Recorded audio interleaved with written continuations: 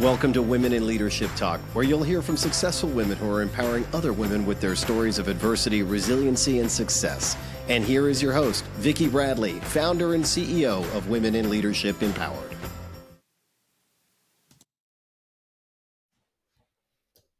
Hello, everyone, and welcome to the Women in Leadership Talk podcast. Thank you so much for being here today. We're grateful to have you joining in from 50 plus countries around the world. That really is important to us that, our message is getting out and broadcasted globally. So thank you for that. We really appreciate it. And I'm excited to have this conversation with Lida Citroën this morning or today. I don't know what time it is where you are. It could be morning, afternoon, evening. Anyway, we're super excited to have you here today, Lida. And so thanks so much for your patience. We had a little technical challenges chiming in. So thank you for that. Of course. Thank you, Vicki. It's great to be with you. Well, we're thrilled to have you. And I'm going to give the audience just a little bit of context because Lida is going to share with us today a bit of her story, but she actually is an award-winning personal branding and reputation management consultant. She works with a lot of executives, coaching them on how to have leadership presence. She's a keynote speaker and an author. And I think you just launched in August your latest book, right? Yay. Okay. So we're going to talk about that book today because I think there's a lot of highlights there that, we can entice the audience with, and let's make sure we tell them where they can find it. But her book aims to actually redefine the rules of influence and leadership by discarding these outdated rules of executive presence that no longer serve us for a global audience. And that really resonated with me when I read that, because I think you and I, we haven't started talking yet, but I think we have some similarities in regards to that, because these old paradigms, they're not working anymore. And there's a resistance to that change. And so I love that you're doing something about it. So she really urges readers to ditch that power red tie and outdated strategies to embrace a new leadership style driven by courage, authenticity, inclusivity, and unwavering passion. And so we have this evolving workplace, and holding on to these old paradigms of influence just aren't working. So we have lots to talk about today. For those of you, she did hold the book up. If you're listening to us on audio only, I will just share, yes, the new rules of influence, how to authentically build trust, drive change, and make an impact. And those of you watching us, of course, on video, you saw the book as Lida just held that up. So Lida, let's jump in. So lots to cover off today. I guess where I really would like to start is, who are you and how did you get here? Like, personal branding that's a very personal, passionate career. And so what led you down this path? Well, and again, thank you. I'm so excited to talk about the subjects we're going to cover, because I think a lot of your listeners may have realized something was off, but really didn't know what it was and didn't know how to fix it. So I think we're going to solve for that. I kind of fell into this. I had spent 20 years in corporate America doing corporate branding, product branding, marketing, business development, and positioning of products, services, and companies. And I had a great career. I was constantly getting promoted. I was meeting all my objectives. I thought I was, with the air quotes, successful, right? But then 2008 happened, and the whole, economy collapsed here in the US. And I found myself trying to figure out what to do next. I didn't know if I wanted to go back and just get another corporate job. And I started to look at what I had done and where I found the most meaning from success, right? Not what the paycheck or my parents defined success as, but what I wanted in terms of my life. And I realized what I loved about branding wasn't necessarily helping a product position itself, but it was the people.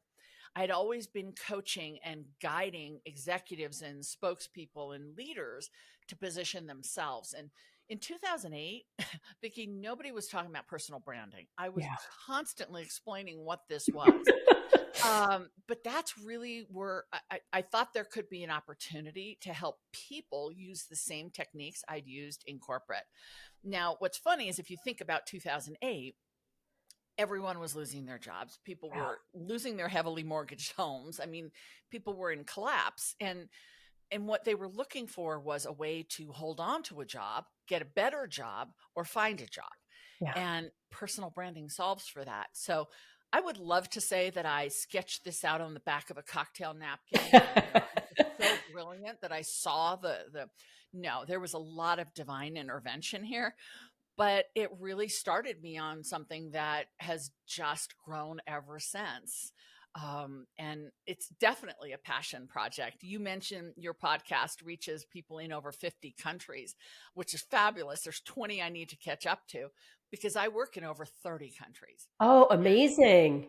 Yeah, and personal branding is not just a US American strategy. It's Yeah. something that everyone everywhere is taking notice of because Yeah. it really boils down to just wanting to be known for who we really are. Yeah.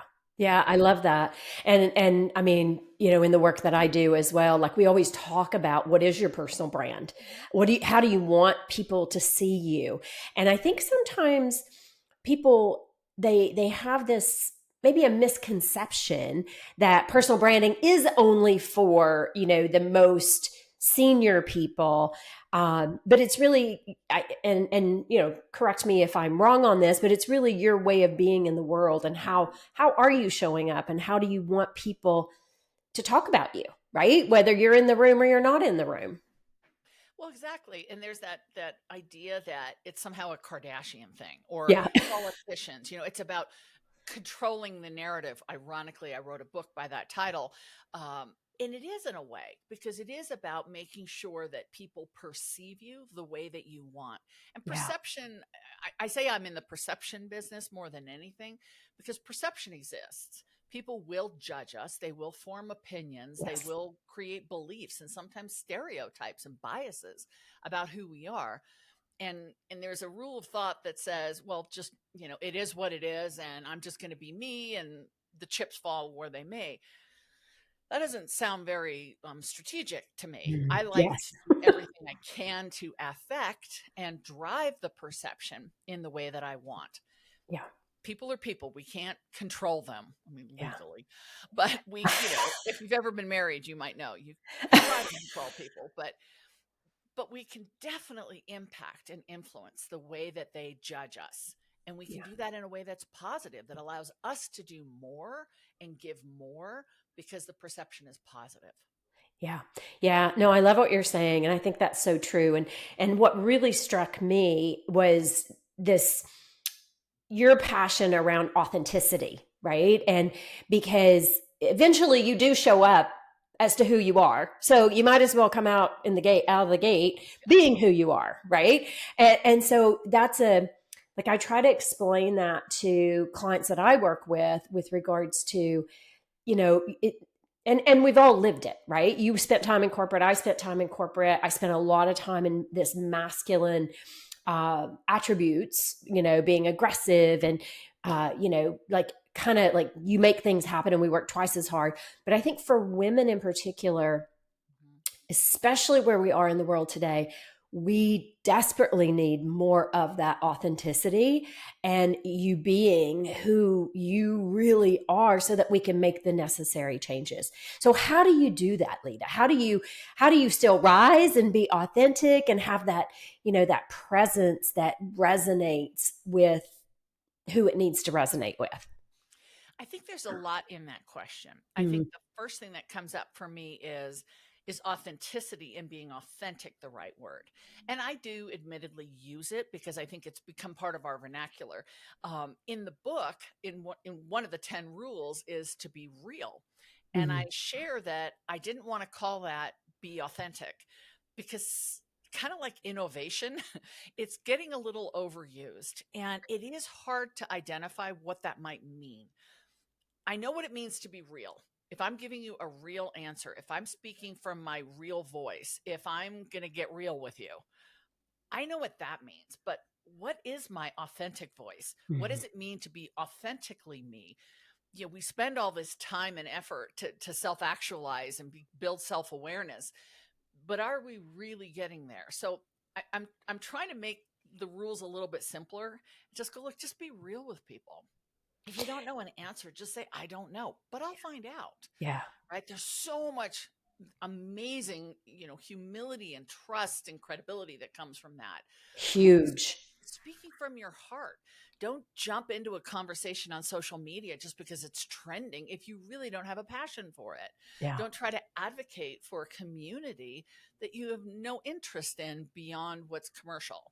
Yeah. So it's kind of stripping away all the stuff that we've been cultured to think is important. Just go, Mm-hmm. look, there's a real person in there with a heart that's beating, Yeah. that has dreams and fears and ideas, and that's who we need to hear from. So whatever word works for the listener, if you want to be authentic, be authentic. If you want to be real, just be real. Yeah. And that's scary. It's very scary. Sure it is. I shared with my audiences, writing this book was scary as can be for me, Yeah. because I shared a lot about myself, and I've written 6 other business books. This one was a lot closer to something that was, much more personal. Right. And, we worry, are we going to be judged? Yeah. Absolutely, we will. Are people going to not like us? Possibly. Are Yeah. they going to follow us and be inspired by us? Boy, wouldn't that be wonderful? Yeah. So it's being real or being authentic is trusting that you know who you are, and then taking those steps to show that to people in Yeah. ways that are comfortable, knowing that that is critical to move the needle on impact. Yeah, that I love the way you reframe that to being real, right? Because at the essence, it's you getting comfortable on the inside with who you are, how you are, what you I always talk about, like, what do people say about you when you're not in the room, right? And that's true whether it's professionally or personally, right? How do people know you? What do they say about you? And not that that matters, because to your point, that's a little bit of judgment, good or bad, right? But it's you feeling good inside, knowing you have no regrets of how you've showed up in that situation. But it does matter, though. I want to interject. It does matter, because if I want to build credibility with a community that I'm deeply passionate about, and that community views me negatively because of things I don't even realize I'm doing, then knowing what Good that point. perception is and knowing that I've done things without even thinking about it, there's an opportunity that I can modify my behavior. I can make Mm. changes, not who I am, but maybe my sense of humor isn't landing. Maybe my style isn't landing. Mm. Those are decisions I can make to positively impact the way that they'll see me. And the only way I'll know that is if I get their feedback, if I understand what that perception is. So that's where there's value in Good knowing point. how Good point. people see you. Yeah. Yeah, no, I hear what you're saying. That is a good point. I guess where my mind goes there is, but then is that making us not real because we're trying to be something to fit into that particular environment, right? So I don't know. Like to me, it's a little bit of a, which way do I go? Right. Right? And it is challenging. I mean, you've hit the nail Yeah. on the head. That's where a lot of people struggle. Is I want to be me. I want to be true to who I am. I'm not sure what that is or who that is, but I'll know it when I see it. And in the meantime, if you don't like me, just find someone else. Yeah. It's a pretty hard way to navigate our careers, right? Yeah. Whether you're an entrepreneur or you work in corporate or you work for an NGO or nonprofit, people's perception of us is what gives us the opportunities we want. So here's an example. If I came off stage after delivering a keynote and my client said to me, you were a little bit big of a personality, right? You were a little overwhelming to, in strong personality.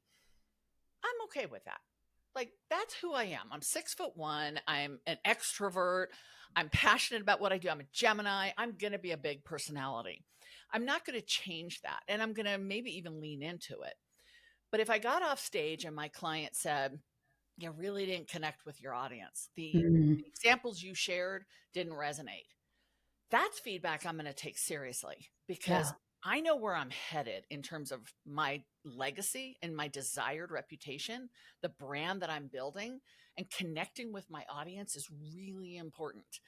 And if I didn't do that, That's feedback I'm going to take action on. And that perception would be something I would take note of. That's a great example. Really great example, actually. So really tuning into what's that feedback that you're getting. Yeah. And you have to know where you're headed, right? Yes, exactly. Exactly. Like, what's the roadmap, right? It doesn't matter to you. If it matters to you, then yes, you've got to take those steps to get you where you want to get to. So we talked about, you know, this focus about ditching the power red tie and these outdated strategies. Maybe elaborate on that a little bit. I mean, I think I know where you're going with that, but let's talk about that with the audience. Like, and we see this a lot right now, especially with the election coming up in the US. And I think globally, everyone is probably more tuned in than ever with what's going on in the US. Well, when I really sat back and thought about what these clients over the last 20 years have hired me to help with, it is to build a brand, manage their reputation, and yes, in some cases, fix reputation. Um, but that isn't the end state. What they've all wanted was influence. They Yeah. wanted to know that when they spoke, people took them seriously. When they had an idea to share, that there was credibility. All the ingredients that came with influence. And that, when I sort of reverse mapped that, where we were all taught you got influence is through executive presence. Mm. And so I started studying executive presence, and I took the courses, and I mean, throughout my whole career, probably you too, we've read the books, we've taken the courses, and they all sort of followed a script of there are three main components. Executive presence meant you looked a certain way, right? You dressed a certain way. That's where the red power tie comes in. You spoke a certain way. There was an eloquence. There was a charisma in your Mm. voice. And then there was this thing called gravitas, Mm. which is so darn important, but nobody can tell us what it is, right? It's just one of those things, you know it when you see it, but you Yeah. don't know how to teach someone to get it. And I thought, well, that's not fair. And then I looked at all the models of executive presence that were held up as standards. Mm. Were typically, admittedly, middle-aged white men in a navy or black suit with a red power tie. Mm. Okay, well, there's a problem for you and I with that, right? We're female, maybe we're not executives. And what if somebody listening is part of a marginalized or underrepresented Mm. community? What's the model for them? Yeah. And then you look at people like Greta Thunberg, who at age 15 sits in front of Swedish parliament and advocates for climate change. She didn't look the part. She didn't have, I mean, she had a script, but it wasn't, Shakespeare. Yeah. And she didn't really have gravitas. So, how did her message get so much influence?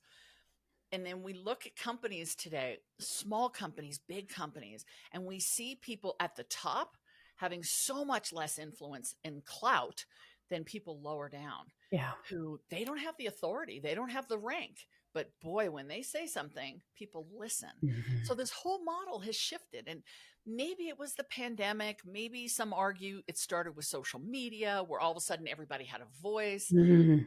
Maybe it was divorce rates. I don't know. But somehow things shifted. And it just occurred to me as I was writing the book that we need something different. Yeah. And that's what I'm just trying to offer, is a different way to look at how to be in the world, to make sure that what you have to say is taken and heard in the right way. Love it. Love it. That was a great example again, right? Like how that paradigm is shifting so much. And I would share an example as well where I had a client who was up for partnership in an organization, and one of the female partners, by the way, came to her and said, "Yeah, you need to change how you dress. You'll never make it to partnership the way you dress." And she was a client of mine. She came to me and she was like, "I don't even know how to unpack that. Like, what do I do?" And I said, "Well, tell me about this partner." And she was your stereotypical, what you just described, what the old traditional navy blue suit, white blouse, right? Very masculine in nature. And my client always showed up very feminine, but absolutely gorgeous, like dressed beautifully. And I said, "But that's who you are." Right. And I said, "So don't get so caught up in her version or vision of what that looks like. My client did make it to partner, which is terrific, right? But it proves what you're talking about, that the world is pushing back a bit on, is that working, number one? And it goes back to what you're saying about being real. Be you, right? If wearing a you and I both are dressed today in bright colors, if that's what makes you feel best, then you should do it by all means. Yeah. Yeah, and I think, we're rewriting these rules in some ways as we live them. Yeah. And whether it's the women's movements or uprisings or just people going, wait a minute, says who it has to be that way. Exactly. I think that's a good thing. And I look at how long, for instance, women, we were told you want a seat at the table. Now I want a voice at the seat at the table. I don't Mhm. want to just be a figurehead or a Mhm. token at the table.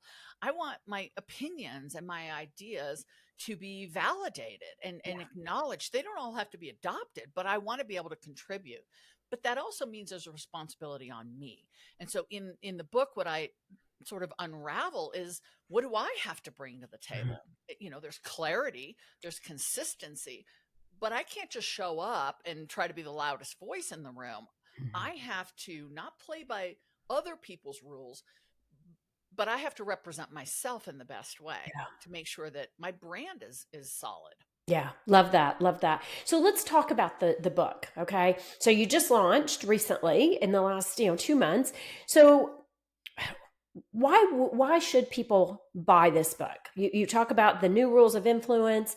Um, Maybe give us just a little, you've given a little example of what's happening in the book, but maybe share a little bit more of how this impacts the way you show up. You know, I'll answer that by sort of coming at a different angle. I thought the book was going to skew to a younger audience.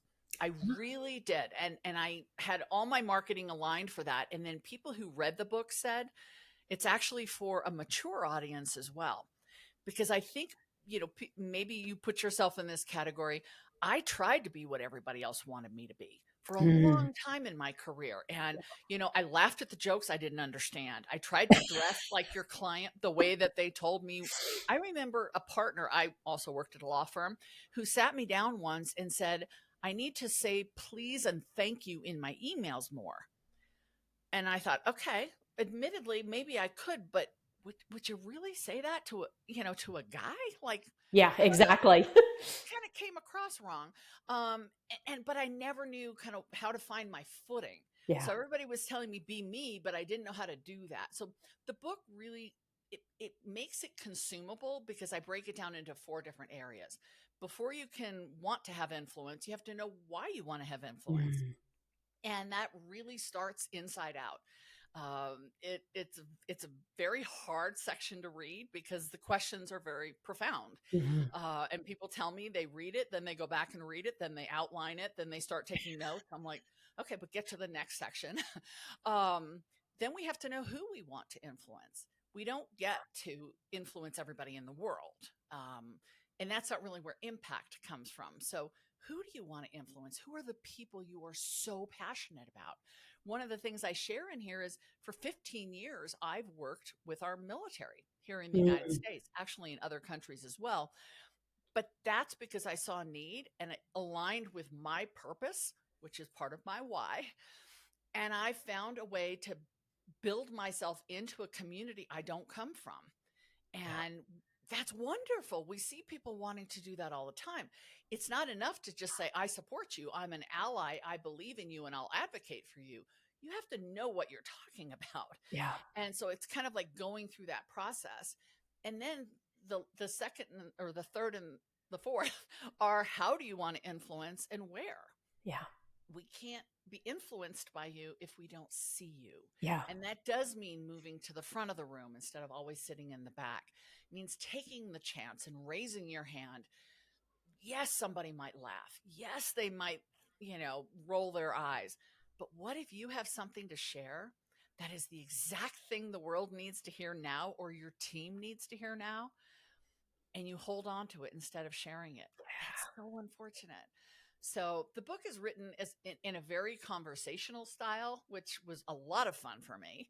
Um, I had people say, yeah, gee, Lida, I didn't know you were funny. And I'm like, you didn't know I was funny. I thought it was funny, right? Look at Vicki. She's laughing. Um, but I try to add a little bit of humor because some of this is pretty tough to chew on. Yeah.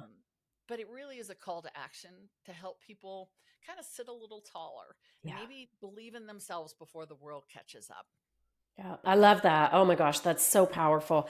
And what I'm hearing as you're saying that, it's like if you're sitting in autopilot, right? And you're just going through the motions of doing what you've always done because that's, what you've always that's what you're used to, you're comfortable. Pull yourself out of that a little bit and really look at, what you were saying there about what's your why? What is your purpose? And what impact, influence, and it doesn't have to be like Greta. It doesn't have to be world impacting. It can be micro steps of where you have an impact in your home, your life, your family, your community, whatever, your career, but really understanding how those pieces come together, right? Like I had a young lady one time, and I've shared this before on the podcast, but I think it's such an important message because we were talking and she had just left her job and she goes, I don't know what I'm going to do. I've never left a job and not had a job. And I said, well, if you had a blank slate, what would you do? And she went dead quiet. And I thought we got disconnected. And she said, she came back a few minutes and she said, no one's ever asked me that. Mm-hmm. And she goes, and quite honestly, I've never even thought about it. And I said, wow, you're at a perfect opportunity to just take a step back and look at what do you really want in your life, right? Like life is short when you think about it, and it's moving super fast. So being in alignment with what that purpose is becomes even more important to who and how you show up. And purpose isn't rigid. I think Yeah. sometimes people bristle at the word, find your why, find your purpose, because that means now I'm locked in, Yeah. right? Purpose is just direction. Yeah. It's, and you can find sometimes evidence of purpose if you look backwards. I have the gray hair to be able to look backwards. Likewise. That's why we have L'Oreal. Yes. But I look back and I think what was consistent about the things I'm most proud of in my life, not just my job. And there's threads of purpose. There's a through line of wanting to help people. Mm-hmm. Always, whether it was as a business development person, as a chief marketing officer, as a board member on a nonprofit, as a mentor to the veteran community, Mm-hmm. I have this definite passion to want to help people. So is that part of who I am? Is that part of why I'm here? And then I say, yes. Okay. So how do I put that into my direction? It doesn't have to be some math formula. It can just be clarity around the direction. And with that clarity, we can make better decisions. So if an Absolutely. opportunity presents and I look at it and say, I really don't see a place where I'm going to be able to help people or show my gratitude or my generosity. So it's probably not an opportunity for me.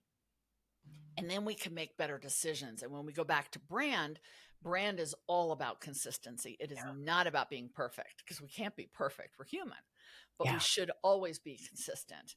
And those through lines are what we need to be looking for in terms of our purpose. Lovely. Love that. Yes. And again, as you were talking, what I was thinking about was my own journey, like because spent 25 plus years in corporate and then moved into doing my own thing. And through my own thing, I continue to see how that evolves. My purpose is still solid with, I really want to work to help women elevate their voices, their confidence to navigate all these complexities. But that continues to evolve because I'm evolving, right? And so that's exactly what you're saying. Awesome. So, okay. So I'm cognizant of our time. So what is one thing that the audience could walk away today and do that would help them start to really, I don't really want to use the word elevate their presence, but help them have more awareness to what their brand is? to answer that, I think in context of what you said at the beginning, right? That your audience is in 50 plus countries. Some of what I talk about and what we're even discussing sounds very tough in certain cultures, where self-promotion and all of that is not as embraced as it is here in the US. So cognizant of the community that we're speaking to, I would say just look for one opportunity, meeting, conversation, situation where you can bring something that's thought through, right? So if you're going into a team meeting and you have the same team meeting every Wednesday at 9 o'clock in the morning, instead of just being a bystander in that meeting, have something to contribute. Think about it in advance, do your homework, think it through. If someone else brings it up first, build on it, but start becoming mindful of contributing and being visible to the conversation, instead of just waiting, because most of us don't think fast on our feet. Come prepared. It could be something bigger than that, but it can also be small. Get in the habit of coming prepared and then sharing your idea. Love it. Love it. That's a great suggestion. So visibility, that's a big call out, right? And contribute something. Even if you're building on somebody else, that's also great, right? But contribute. Absolutely. Wow, Lida, this has been a great conversation. So, and I'm all about your personal brand. I love that in so many ways. So, how do people find you and where do they find your book? I haven't read it yet, but I think it's going to be a must read. Please.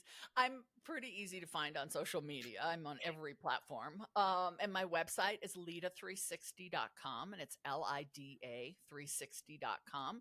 The book is available on Amazon, Barnes and Noble, wherever books are sold. It is really selling a lot internationally, which is interesting. Nice. So yeah, I would love to connect with your listeners and hear what's working for them, what isn't, and how I can support your mission to empower women in leadership. Oh, thank you, Lida. Thank you. And if you have questions, audience, like, I mean, we have a defined period of time, but if there's questions that come up after, reach out to Lida, reach out to myself. Like, I'll get the questions to her, like, happy to do that. And so what I would ask of our audience is, well, I know this is going to resonate with you. So share it with somebody who needs to hear how to raise their own personal brand, their leadership presence. Share this episode with them so that they can also take away these great tips and check out the book. We're coming around to the holiday time. Be a great gift to give someone. So that's our ask of you, and let us know how we're doing. Give us a review. Let us know how we're doing. If we're bringing the content to you that most resonates, we'd be grateful to get your feedback on that. So Lida, thank you so much for being here today. This was a great conversation, and thanks for your patience on the technical in the beginning. Well, you make it easy, Vicki, and I think that's why your podcast does so well, because you are a great interviewer, and this felt very natural and easy. Thank you. Oh, thank you. Thank you. I appreciate that. And audience, thank you for being here. We're so grateful to have you continuing to chime in. We're in our third year of doing podcasts, and so we want to keep that going. And if you have ideas of conversations you'd like to hear about, please do reach out and let us know that too. And just as a gift to you, if you go on the WIL Empowered website, that's 1L, we have a mini series that's free. It's about, how to let fear fuel you or how it can paralyze you.